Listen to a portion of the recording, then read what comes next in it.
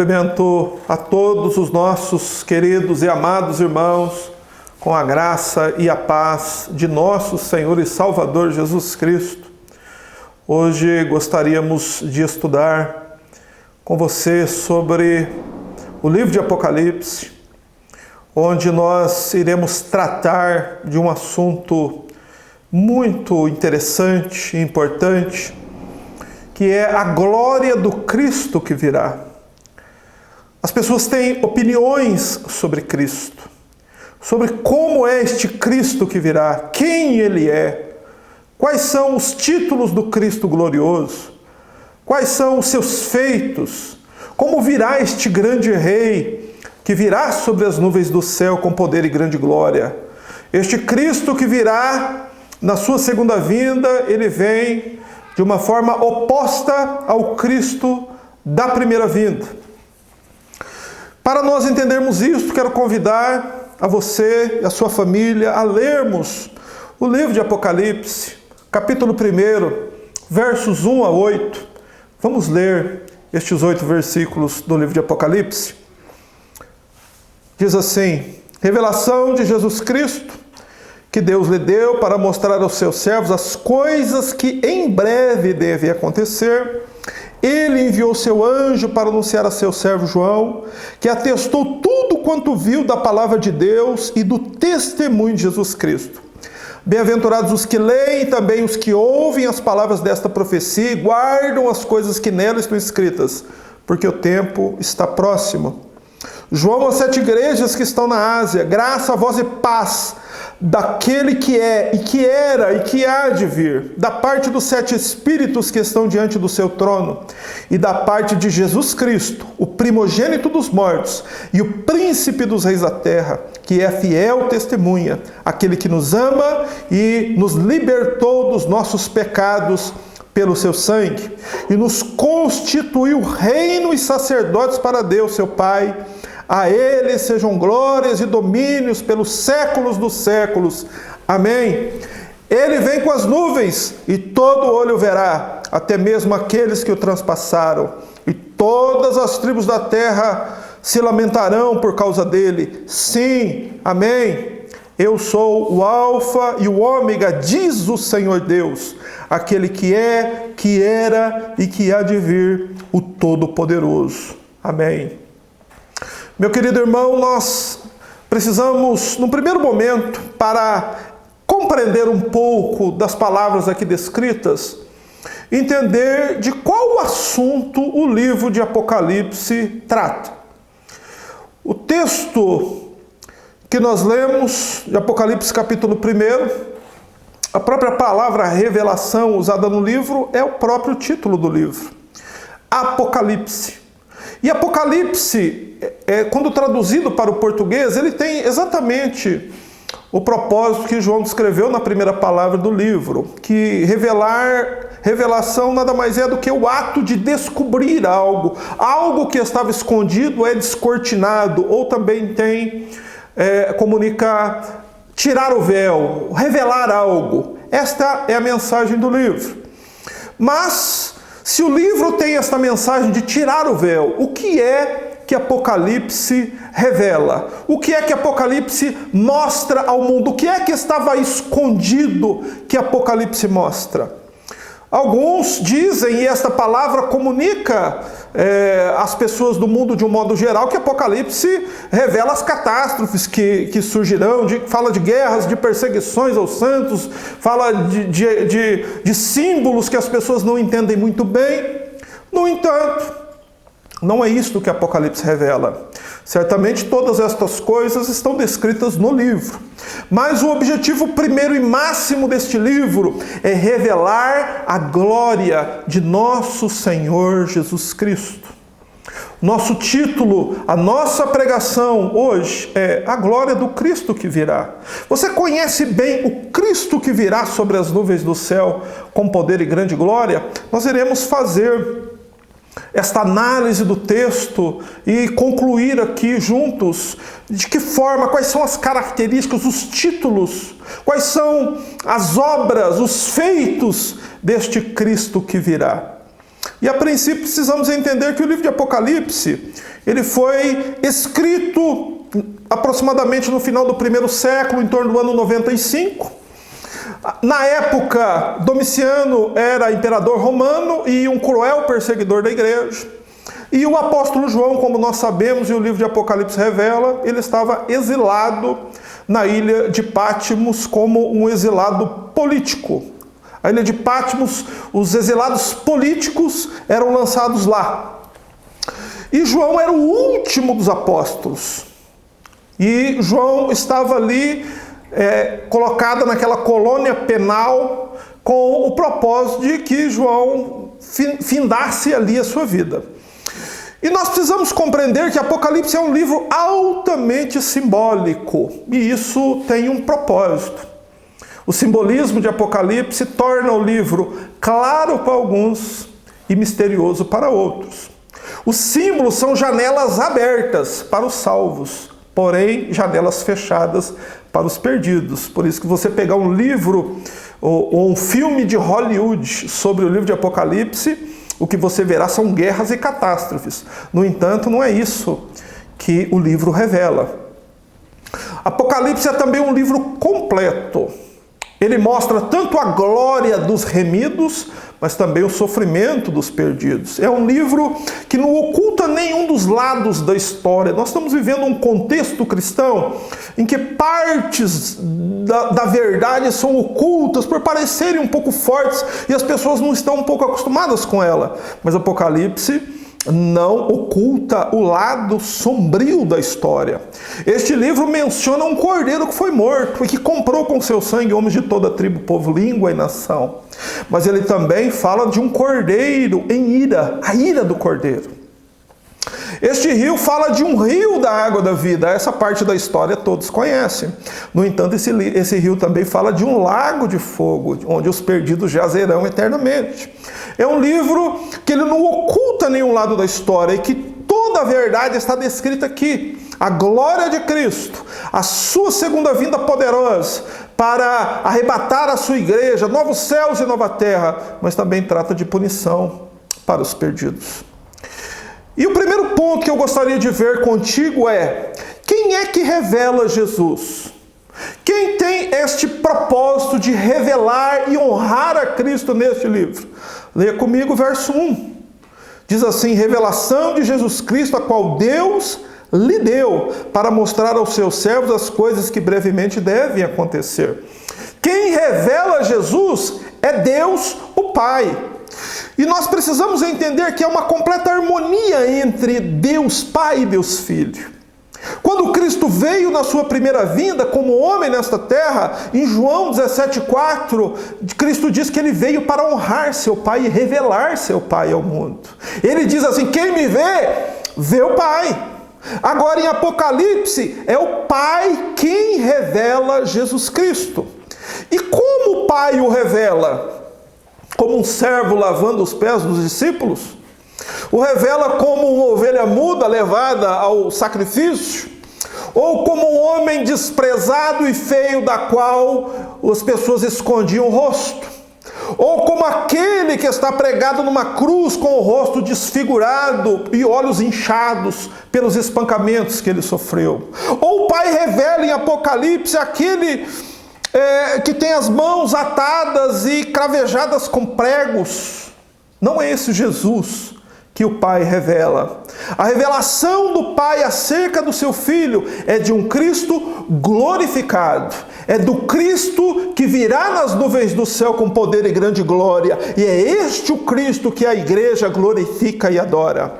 Há um contraste impressionante entre o Cristo da primeira vinda e o Cristo da segunda vinda.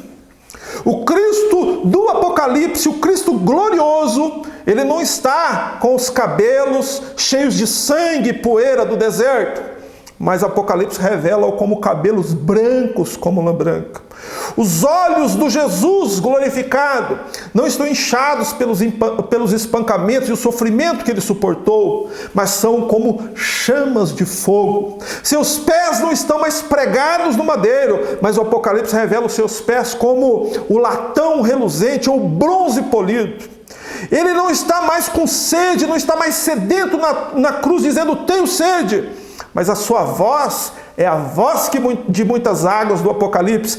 Ele é quem guia os santos ao rio da água da vida. Este é o Cristo glorioso que o Pai revela em Apocalipse. As suas mãos não estão mais cravejadas de pregos, não estão mais presas ao madeiro, ao lenho maldito da cruz. Mas ele segura a igreja e segura também o livro da história nas suas mãos. O Pai quer que o mundo veja o seu Filho exaltado e glorificado. O rosto do Cristo do Apocalipse não é o rosto desfigurado, mas é um rosto que brilha como o sol no seu fulgor. Compreenda isto, que isso vai fazer com que o livro de Apocalipse abra e você o entenda com maior profundidade.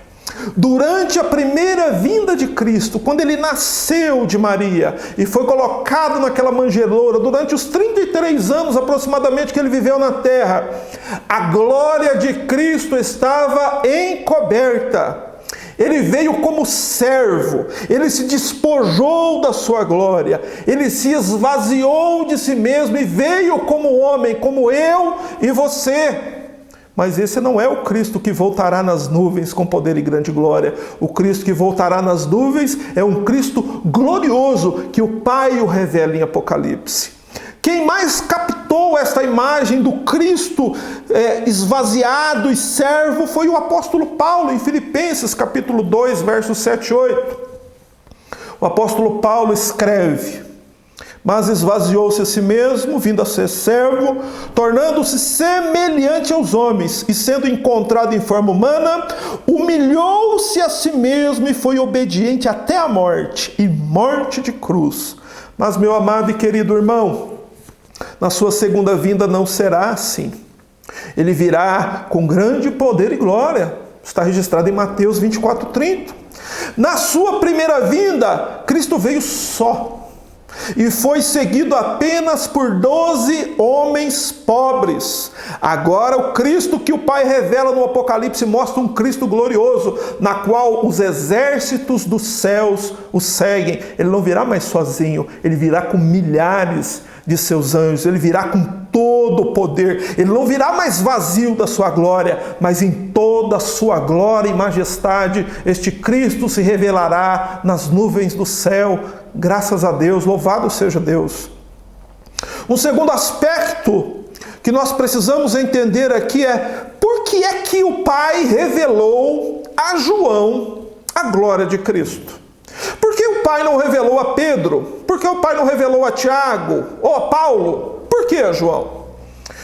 E no final do primeiro verso é exatamente a verdade que é descrita aqui. Ele enviou seu anjo para anunciar a seu servo João. Mas por que João? Bem, há 3 respostas para isso. A primeira é: João é o escritor do Evangelho de João. E o Evangelho foi escrito para conduzir os homens à fé em Cristo. João também é o escritor das 3 cartas chamadas de cartas joaninas. João, ele dá nestas cartas subsídio doutrinário para que estes crentes tenham certeza da sua salvação em Cristo. E João é revelado a João em Apocalipse a glória de Cristo, para que os crentes permaneçam alertas e preparados para a segunda vinda de Cristo. Tudo que Deus faz, meu querido irmão, Ele não faz sem propósito. Ele revelou a João justamente por isso. Porque pelo Evangelho o homem crê, pelas cartas o homem tem certeza da sua salvação, e pelo Apocalipse o homem toma conhecimento das coisas que sobrevirão à terra e prepara-se para se encontrar com seu Deus. Um terceiro aspecto trata do verso 3 deste livro, onde as bem-aventuranças são descritas aos leitores do livro. Leia comigo o verso 3. Bem-aventurado aquele que lê e os que ouvem as palavras desta profecia e guardam as coisas que nela estão escritas, porque o tempo está próximo. É a primeira bem-aventurança do livro. São 7 bem-aventuranças descritas no livro de Apocalipse. E a primeira bem-aventurança, a primeira condição que Deus dá àqueles que se aproximam deste livro ele é bem-aventurado. Bem-aventurado aquele que lê. No original, no grego, está no singular. Por quê? Porque refere-se ao pastor da igreja. Esta carta foi destinada a 7 igrejas do Apocalipse e tem repercussões em toda a história até a consumação dos séculos. Este livro foi escrito num pergaminho. E quando o pastor recebia este pergaminho, ele se propunha a estudar com sinceridade, através da oração, buscando a Deus para absorver seu ensino. Bem-aventurado é aquele que faz isso. Bem-aventurado é aquele que estuda este livro para transmitir a sua casa. Feliz é o pastor, é o líder da sua igreja que estuda Apocalipse para transmitir a sua denominação. Feliz é aquele que lê. Mas feliz também são os que ouvem. Aqui João está dando a imagem da igreja reunida. No primeiro século, havia-se pouquíssimas cópias deste livro. E então eu fico, às vezes, imaginando e tentando entender essa expressão. Porque aqueles que ouvem está no plural, simbolizando a igreja que se reúne muitas vezes. Os cristãos daquele tempo tiveram uma única oportunidade na vida de conhecer as verdades deste livro, diferentemente de nós, que temos uma Bíblia e várias delas muitas vezes nas nossas casas. Aqueles que ouvem está no tempo presente. Por quê? Porque o tempo de ler e ouvir as verdades deste livro não é algo que devemos fazer apenas uma vez. Os irmãos fizeram isso lá atrás porque não havia possibilidade, muitas vezes, de ter uma segunda chance. Mas é algo que nós, como a igreja atual que está sobre a terra, devemos fazer constantemente e regularmente. Ler e ouvir estas verdades de Apocalipse é algo que a igreja deve fazer constantemente e com regularidade. O quarto ponto: a igreja estava sendo cruelmente perseguida na terra. E então esta igreja recebe uma consolação do céu. Veja o verso 4 comigo. João diz: João, as 7 igrejas que estão na Ásia, graça e paz seja convosco da parte daquele que é, que era e que há de vir, e dos 7 espíritos que estão diante do trono de Deus. O livro traz uma saudação a um povo perseguido. E esta saudação não vem de ninguém menos do que de Deus Pai, de Deus Filho e de Deus Espírito Santo. E esta saudação é como nós sempre começamos as nossas aulas: graça e paz. A saudação não é de medo, mas de certeza de que a graça de Deus estava sobre os cristãos, mesmo em dias de perseguição. Essa saudação também é uma saudação de encorajamento para uma igreja que iria passar pelo vale do martírio. A graça e a paz são enviadas pelo Deus Trino. E à primeira vista, há uma pessoa que não é verdadeiramente regenerada, há uma pessoa que ainda não se converteu, saudar pessoas que estão à morte com graça e paz é algo aparentemente contraditório. Por quê? Porque hoje vive-se um evangelismo superficial. Muitas igrejas ensinam que crente não passa por isso. Mas Apocalipse ensina com muita clareza e com muita ênfase que o povo de Deus passou, passa e passará por muitas aflições, e sempre passou, e nunca faltou a graça e a paz de Deus sobre o seu povo. Apocalipse nos ensina que mesmo em tempos de severas perseguições, o povo de Deus, seus servos, estão debaixo da graça. E esta graça produz uma paz profunda e bendita no coração dos verdadeiros salvos. No verso 5, esta saudação ela é complementada pela pessoa do nosso Senhor. Veja comigo.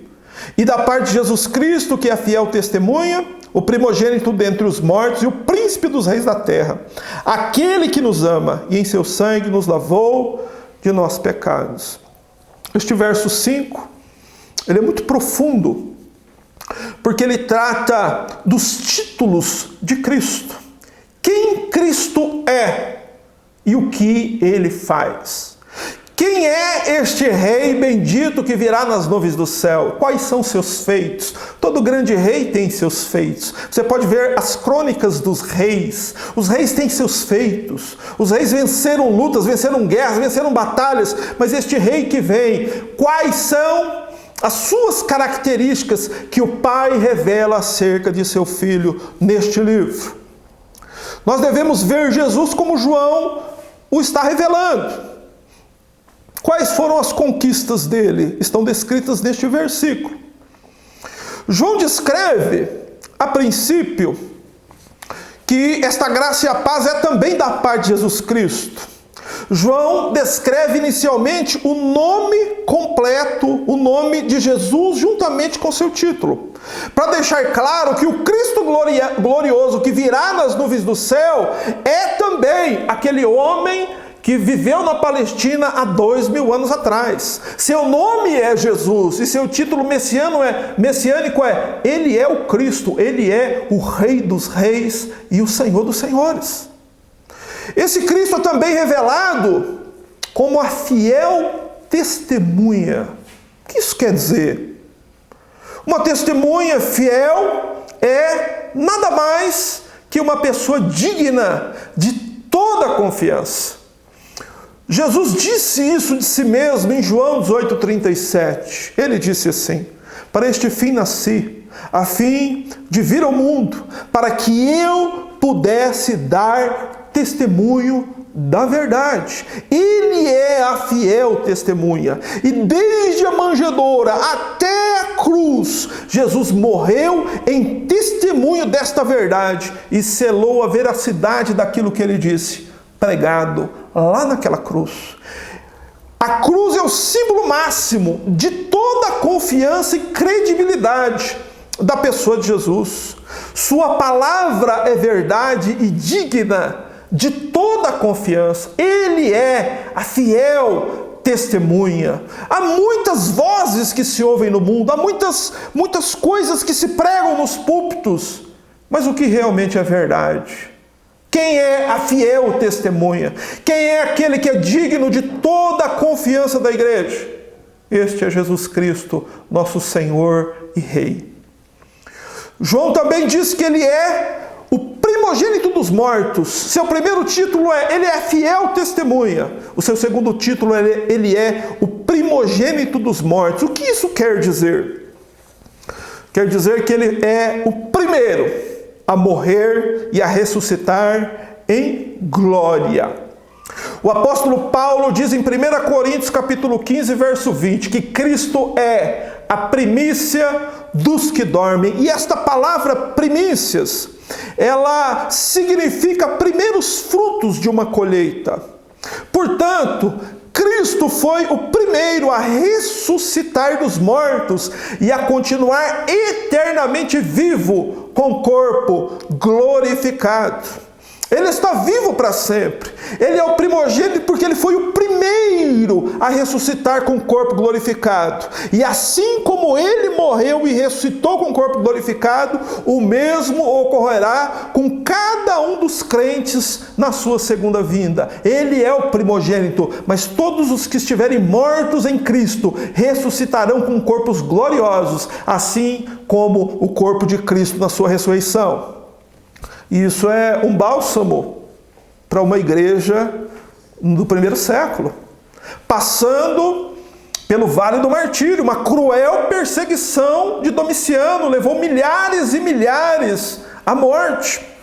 E o testemunho da verdade de Jesus é que Jesus venceu a morte. Ele é o primogênito dos mortos. E a igreja vencerá também por meio do poder deste glorioso e bendito Senhor.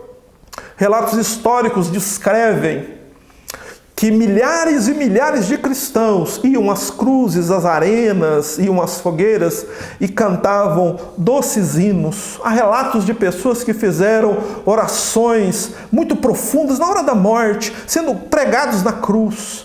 Houve uma mulher chamada Catarina de Médici que sabia que os cristãos sempre morriam assim. Então ela mandou pregar uma tábua com prego na língua de cada crente e mandou crucificá-los para que eles não cantassem.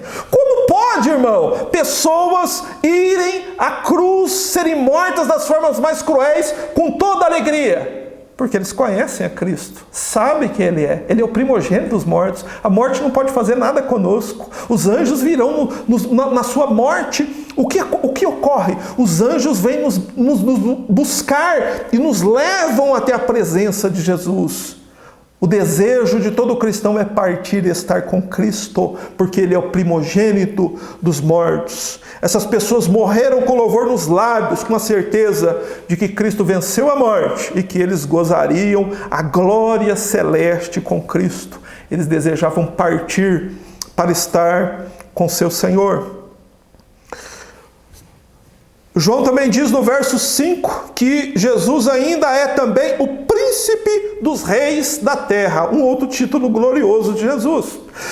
Aquele homem que andou na Palestina há 2000 anos atrás, ele voltará glorificado sobre as nuvens do céu, e João diz que ele é o soberano dos reis da terra. E a igreja precisa ver Jesus assim. Por que ele é o soberano dos reis da terra? Porque quando ele voltar, todos os ricos, poderosos e fortes, todos os grandes generais, eles irão se dobrar diante de Jesus Cristo.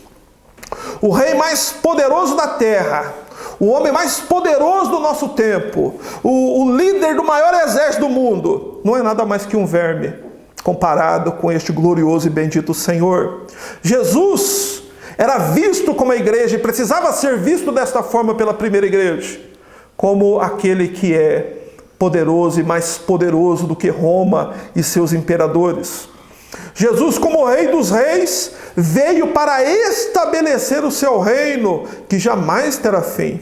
E todos os reis que pisaram neste planeta, em toda a história, se ajoelharão reverentemente diante dele. Este é o Cristo que o Pai revela em Apocalipse. É este Cristo que você conhece, este é o Cristo que você espera, este é o Cristo da Bíblia, este é o Cristo de que exigência nenhuma que ele faz é grande demais para aqueles que o conhecem. Meu querido irmão, João também fala dos feitos deste rei. Acabamos de transmitir a você quais são os títulos gloriosos de Jesus. Ele é fiel testemunha, ele é o primogênito dos mortos e ele é também o soberano dos reis da terra. Mas como todo grande rei, e não há rei que se compare a esse, este também tem grandes feitos. E quais são os feitos de Jesus? João descreve 2 aqui que sintetiza toda a obra de Jesus Cristo. Leia comigo o final do verso 5, quando João diz: Ele é aquele que nos ama e em seu sangue nos lavou dos nossos pecados. O primeiro feito de Cristo, o primeiro grande feito é: Ele nos ama. O verbo está no presente. Ele não nos amou ou não nos amará. Ele nos ama. E Ele nos amou no passado, nos ama hoje e nos amará eternamente. Mas Ele não nos ama de forma condicional. Ele não exige nada do homem para amá-lo. O amor de Cristo é um amor incondicional. Isso quer dizer que nós não fizemos nada para merecer o amor de Cristo. E é bem verdade que nós fizemos tudo para não merecê-lo. Mas Ele nos ama. Ele também nos amou desinteressadamente, sem esperar absolutamente nada em troca. Porque é bem verdade também que nós não podemos recompensá-lo pelo amor que Ele demonstrou por nós naquela cruz, ou podemos. Então, evidentemente que o amor de Cristo é um amor desinteressado. Nós o louvamos, o adoramos, o servimos, fazemos tudo isso, mas não para retribuir este amor. Nós fazemos isto porque Ele nos amou primeiro, e Ele não só nos amou, Ele nos ama. E em terceiro, ele nos amou com um amor sacrificial. Não foram apenas palavras. Cristo não só desceu do céu e proferiu um belo sermão e voltou para o céu. Não. Ele tomou o nosso lugar na cruz. Aquela cruz era para nós. Aquele sofrimento, a vergonha, aquela condenação pertencia a mim e a você, que somos pecadores. Mas Cristo, sacrificialmente, demonstrou o seu amor por nós, tomando o nosso lugar naquela cruz. Ele nos ama. Você percebe o grande feito de Cristo, demonstrado no seu amor? O apóstolo Paulo capturou a magnitude deste amor em Romanos, capítulo 5, versos de 8 a 10. Eu gostaria de ler contigo como Paulo demonstra o amor de Deus e de Cristo por nós. Quem nós éramos para merecermos o amor de Deus? Olha como Paulo nos descreve. Mas Deus prova o seu amor para conosco, em que Cristo morreu por nós, sendo nós ainda pecadores, logo muito mais agora, tendo sido justificados pelo seu sangue, seremos por ele salvos da ira. Porque se nós, sendo inimigos, fomos reconciliados com Deus pela morte de seu Filho, muito mais tendo sido reconciliados, seremos salvos por sua vida. Deus não só fala de amor, Deus prova o seu amor. E como Deus prova o seu amor? Não com amor sentimental, como as pessoas hoje acham que Deus é um Deus sentimental. Meu querido, Deus provou o seu amor enviando o seu Filho para morrer numa cruz. João 3,16, um texto conhecido universalmente. Deus amou o mundo de tal maneira que deu o seu Filho unigênito para que todo aquele que nele crê não pereça, mas tenha vida eterna. Deus não só fala de amor, Deus prova o seu amor. Cristo não só falou de amor, Ele subiu aquela cruz por amor às nossas almas. Não um amor passageiro, mas um amor eterno que permanecerá conosco e nós permaneceremos junto deste amor por toda a eternidade. Paulo diz que se nós, quando recebemos este amor, quando Deus demonstrou este amor, nós éramos inimigos de Deus, nós éramos pecadores, pessoas separadas de Deus, mas Deus incondicionalmente, Deus sacrificialmente, Deus quis demonstrar este amor por meio do sangue do seu Filho, e Cristo demonstrou este amor naquela cruz, como símbolo da sua grande obra, da redenção das nossas almas. O segundo grande feito, além de nos amar, Ele nos lavou dos nossos pecados. Perceba bem que agora o verbo está no passado. Ele nos ama, está no presente, mas Ele nos lavou, está no passado. O que isso quer dizer? Quer dizer que este feito de Cristo já ocorreu. A salvação não é comprada hoje, ela não é meritória. Nós não fazemos jus à nossa salvação. O perdão dos nossos pecados foram comprados por Cristo na cruz. Cristo está sendo revelado à sua noiva no Apocalipse. Ele comprou esta igreja, mas Ele não comprou esta igreja com prata ou ouro, como o apóstolo Pedro bem entendeu. O apóstolo Pedro diz que não foi com coisas corruptíveis como prata ou ouro que nós fomos resgatados da nossa vã maneira de viver, mas foi com o sangue do nosso Senhor e Salvador Jesus Cristo. Cristo nos lavou dos nossos pecados. Nós somos salvos não pelas obras que praticamos hoje, nós somos salvos pela fé que Deus nos dá para crer no sacrifício de Cristo que ocorreu há 2000 anos atrás. Esta é a salvação. E evidentemente que se esta salvação de fato me alcançou, se a fé verdadeira de fato habita em mim, se realmente é a fé verdadeira que eu professo, isso se manifestará em atitudes espirituais e bíblicas na minha vida. É lógico, isso é evidente. Mas é muito importante você saber que não é o que você está fazendo hoje que te salva.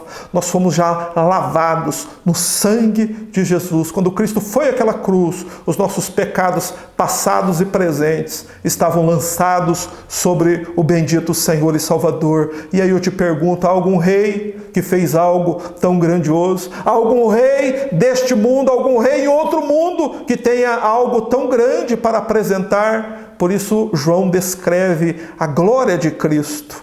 Ele é o primogênito dos mortos. Ele é o príncipe dos reis da terra.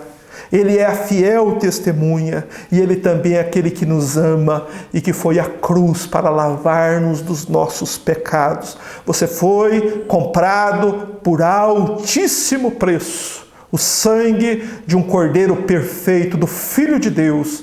Este é o Jesus glorioso que Apocalipse revela. Um sexto ponto, muito importante, e um outro feito grandioso de Cristo está no verso 6. Leia comigo. Diz assim: e nos fez reis e sacerdotes para Deus e seu Pai. A Ele glória e poder para todos sempre. Amém. Um outro grande feito de Cristo é que Ele levou os pequenos e humildes da terra à mais alta dignidade no céu. Talvez você não compreenda muito bem o que o verso 6 do primeiro capítulo de Apocalipse nos ensina.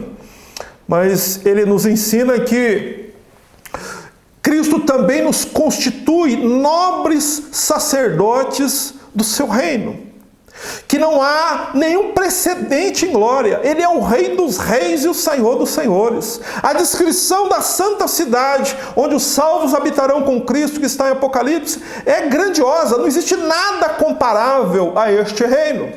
E neste reino, João diz que duas coisas foram dadas aos que foram comprados. Eles foram constituídos reino e sacerdote. Essa palavra reino, ela tem uma implicação de uma posição de autoridade. Os salvos no céu terão sim uma posição de autoridade no céu. E sacerdote significa uma posição espiritual elevada.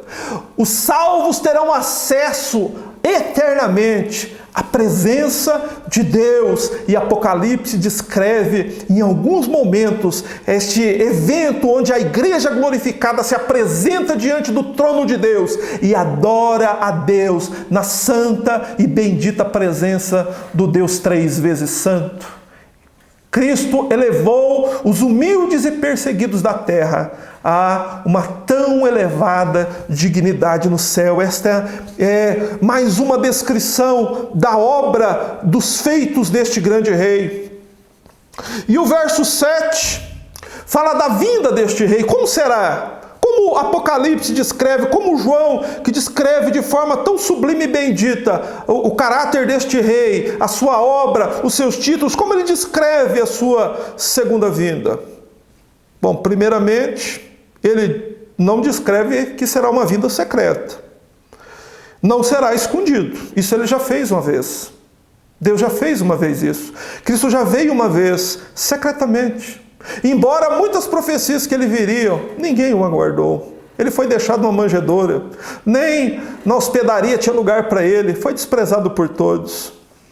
Da primeira vez ele veio sozinho, mas dessa vez ele não virá sozinho. Desta vez ele retornará gloriosamente. Leia comigo o verso 7. E eis que vem com as nuvens, e todo olho verá, até mesmo os que o transpassaram, e todas as tribos da terra se lamentarão sobre ele. Sim, amém.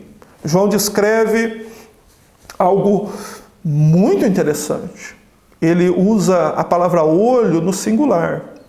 Por que ele faz isso?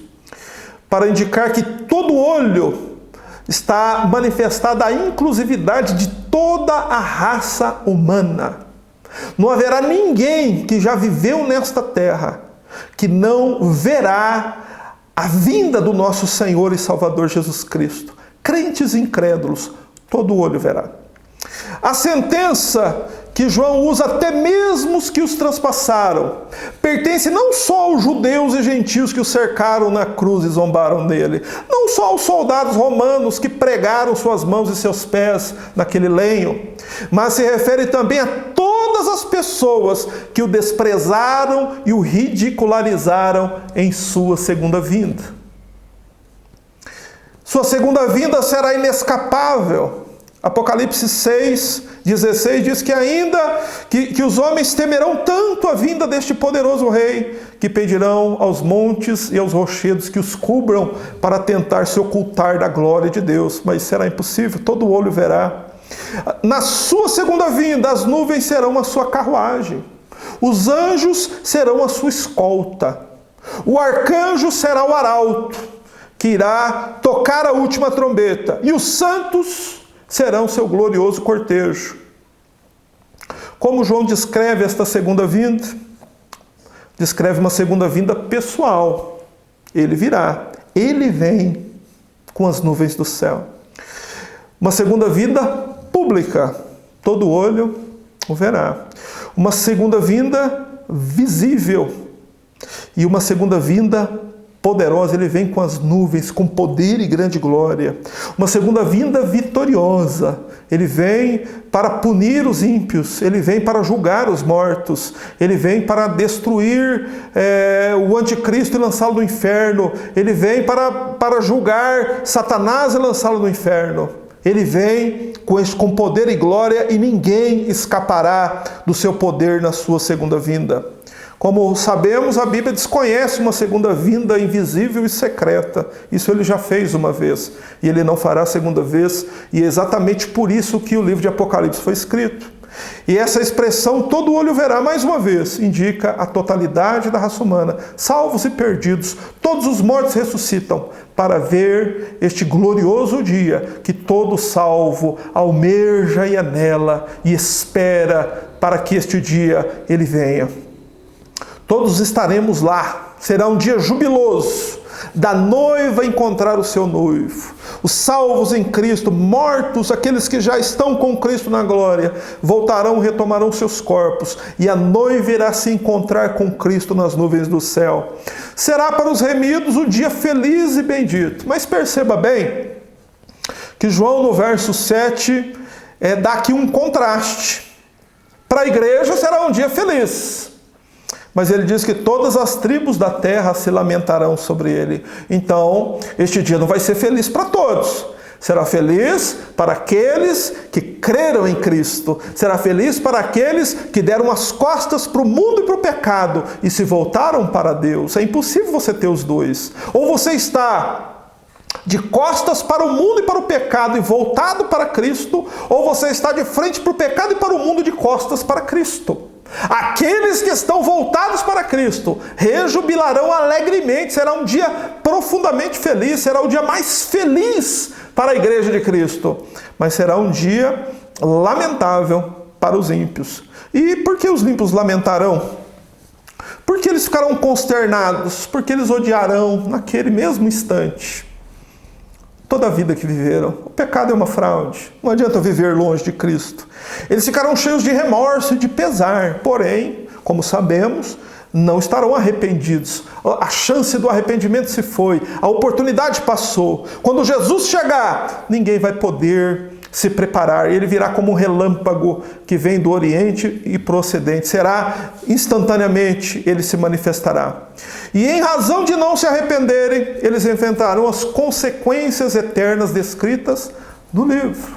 Para os salvos haverá um rio da água da vida. Para os perdidos haverá um lago de fogo. E nós devemos vigiar para não sermos encontrados como aquelas virgens nécias que Jesus descreveu em Mateus 25, da qual o noivo chegou e elas não estavam prontas, e a porta do reino foi fechada na cara delas. Por incrível que pareça, meu querido irmão, muitos se encontrarão assim naquele dia. E gostaria de concluir com você este estudo lendo o verso 8, último versículo, onde João escreve: Eu sou o Alfa e o Ômega, diz o Senhor Deus, aquele que é, que era e que há de vir, o Todo-Poderoso.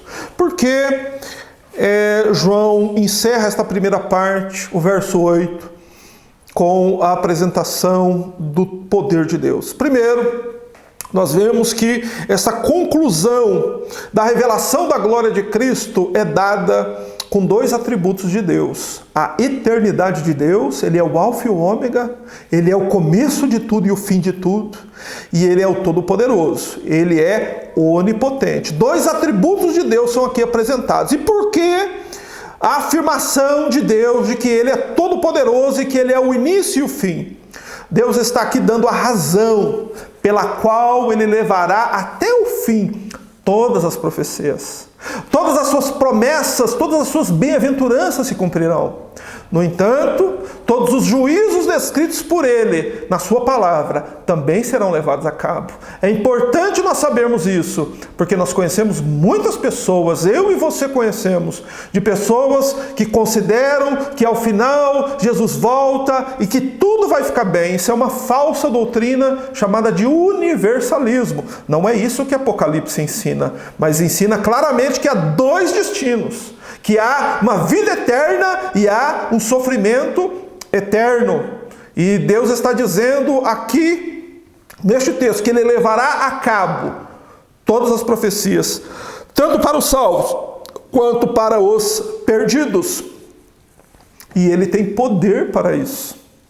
Ele é o Todo-Poderoso. E algo que talvez você não conheça de Deus, e que eu gostaria de encerrar dizendo para você, é que este Deus, Ele é perfeito. Ele não é como nós, que às vezes começamos algo e não terminamos. Tudo que este grande, todo-poderoso e soberano Deus começa, Ele conclui. O Pai iniciou e concluiu a sua obra na criação, em 7 dias. O Filho, Jesus, como nós acabamos de descrevê-lo aqui, Ele também iniciou e concluiu a obra da redenção. Ele fez isso em 7 brados na cruz. O último brado foi: está consumado, está pago, está concluído. Nós às vezes deixamos coisas por fazer, às vezes desistimos dos nossos propósitos, mas Deus não é assim. Deus levará a cabo cada profecia da sua palavra, e nós precisamos estar alertas quanto a isso.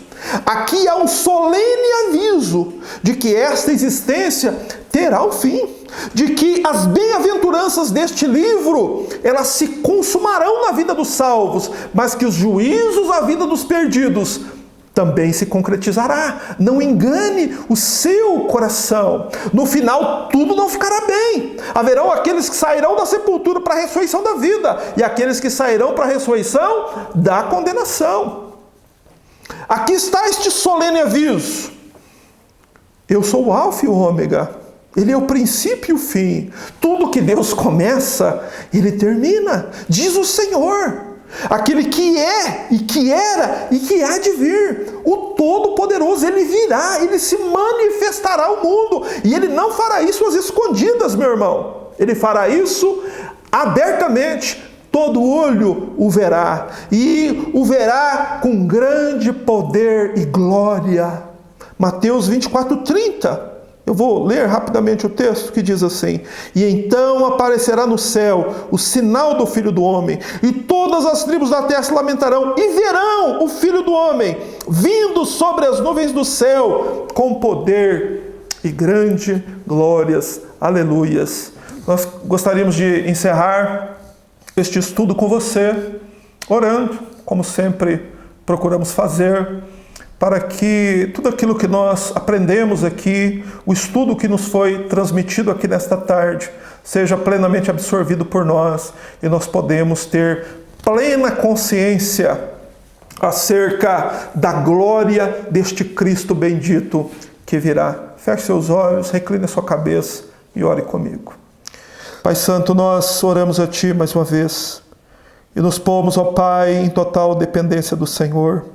Como fracos e pequenos, ó Deus, que nós somos, nos colocamos, ó Deus, em total humildade perante o Senhor, porque olhamos, ó Deus, para a Tua palavra e vemos a grandeza deste Deus Trino, um Deus Pai, um Deus Filho e um Deus Espírito Santo, um Deus que é todo-poderoso, um Deus que tudo pode, e um Deus que nos ama e que enviou seu Filho para morrer numa cruz, para morrer em nosso lugar, para perdoar os nossos pecados. Te louvamos, ó Deus, por toda a nossa indignidade, ó Deus, de receber tão grandes bênçãos, mas sabemos que se aqui estamos, não é por mérito nosso, meu Deus, mas por graça e misericórdia deste Deus. Abençoa cada um de nós, nossas famílias, e ó Deus, que cada dia mais possamos conferir nas Escrituras, meu Deus, as verdades da Tua Palavra, e termos, ó Deus, uma fé verdadeiramente sedimentadas, ó Deus, no Evangelho, nas palavras de nosso Senhor.